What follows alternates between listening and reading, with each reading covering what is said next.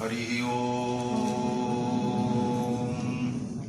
तच्छंजोरा वृणीमहे गातुं यज्ञाय गातुं यज्ञपतये दैवी स्वस्तिरस्तु न स्वस्तिर्मानुषेभ्यः ऊर्ध्वं जिगातु भेषजं शन्नो अस्त्विद्विपदे सं चतुष्पदे विश्वानि देव सवितर्दुरितानि परासुव जदभद्रं तन्न आसुव रामाय रामभद्राय रामचन्द्राय वेधसे रघुनाथाय नाथाय सीतायापतये नमः।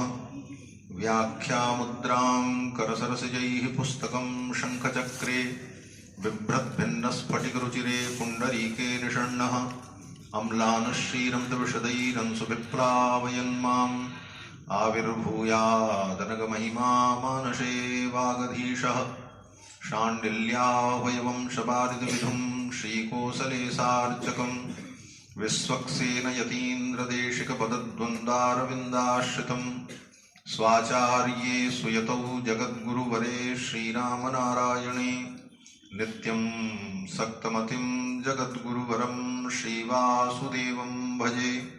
अस्मद्गुरुभ्यो नमः। अस्मत्परमगुरुभ्यो नमः। अस्मत्सर्वगुरुभ्यो नमः। श्रीमते श्रीभाष्यकाराय नमः। श्रीपराङ्कुशपरकालयतिवरवरवरप्रतिपादिभीकरगुरुभ्यो नमः।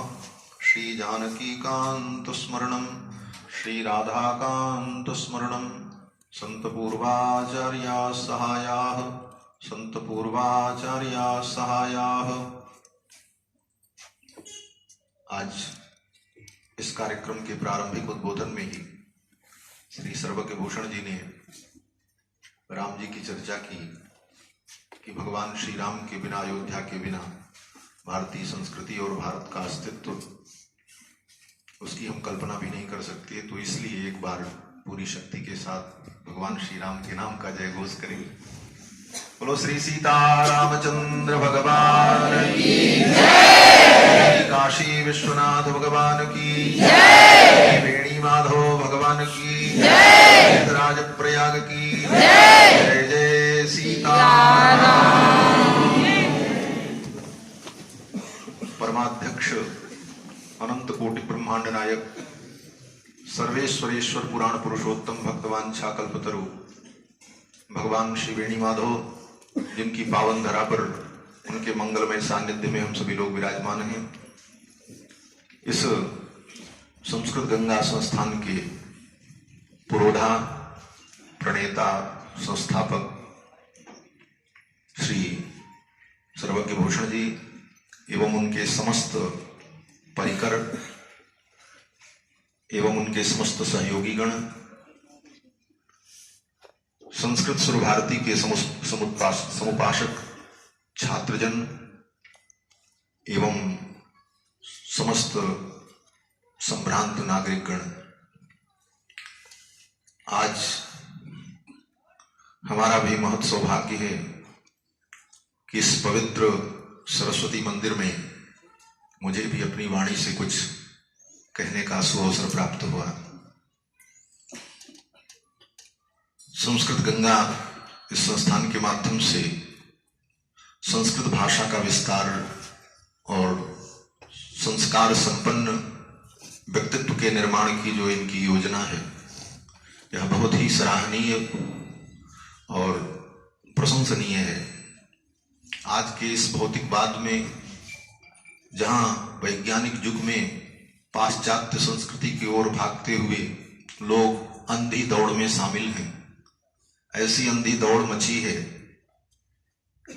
कि दौड़ तो रहे हैं लेकिन ये पता नहीं है कहां जाना है। क्यों दौड़ रहे हैं? बोले वो बगल वाला दौड़ रहा है इसलिए हम भी दौड़ रहे हैं। उसके आगे निकल जाएं, बस ये उद्देश्य है। कहां जाएंगे ये पता नहीं। ऐसी अंधी दौड़ में भागती हुई युवा पीढ़ी को संस्कृत के माध्यम से शिक्षित करके, संस्कार संपन्न बनाकर एक विचारवान व्यक्तित्व का निर्माण करने का जो संकल्प इनका है, यह आचार्यों के द्वारा, संतों के द्वारा, धर्माचार्यों के द्वारा अनुमोदित है एवं प्रशंसनीय है। भगवान श्री राम की चर्चा प्रारंभ की आपने। भगवान श्री राम का व्यक्तित्व एक आदर्श व्यक्तित्व है और राम जी के आदर्श को, उनके चरित्र को हम अपने जीवन में उतार कर ही सच्चे मानव बन सकते हैं। आचार्य मम्मट ने काव्य प्रकाश ग्रंथ में कहा कि रामादिवत वर्तितव्यम न रावणादिवत। रामादिवत वर्तितव्यम, हमें कैसा आचरण करना चाहिए? राम जी जैसा आचरण करना चाहिए, क्योंकि राम जी का आचरण आदर्श चरित्र है। इसलिए नहीं कि वो भगवान है, भगवान तो कृष्ण भी है। कृष्णस्तु भगवान स्वयं, वेद व्यास जी कहते, कृष्णस्तु भगवान स्वयं, लेकिन भगवान श्री कृष्ण का चरित्र अनुकरणीय नहीं है। श्रीमद् भागवत में वेद व्यास जी वर्णन करते हैं कि जब सुखदेव जी ने राजा परीक्षित को रासलीला का वर्णन सुनाया तो रासलीला का चरित्र सुनकर के महाराज परीक्षित के मन में संदेह उत्पन्न हो गया। स कथम धर्म सेतु नाम वक्ता कर्ता विरक्षिता प्रदीपमाचरत ब्रह्मन परदारा विमर्शनम। जो धर्म के सेतु हैं, धर्म के रक्षक हैं, धर्म के कर्ता हैं, धर्म के वक्ता हैं, ऐसे परमात्मा भगवान कृष्ण ने प्रदीपमाचरत ब्रह्मन, ये विपरीत आचरण क्यों किया? परदारा विमर्शनम, दूसरे की स्त्रियों के साथ नृत्य वाद्य गीतादिहास विलास, ये कृष्ण ने क्यों किया? अगर कहो कि वो उनकी इच्छा थी तो राजा परीक्षित कहते हैं आत्माराम है वो। आत्माराम का मतलब जो अपनी आत्मा में ही रमण करे। आत्माराम पूर्ण काम परम निष्काम को ऐसी कामना ही क्यों हुई? इत्यादि शंकाएं महाराज परीक्षित ने की। तो सुखदेव जी ने वहां पर तात्कालिक जो उत्तर दिया, उस विषय में मैं नहीं जाऊंगा, बड़ा लंबा विषय है। उसमें जो मूल बात मैं कहना चाहता हूं कि सुखदेव जी ने यही कहा कि राजन, ऐसे महापुरुष जो समर्थ होते हैं उनमें दोष नहीं होता।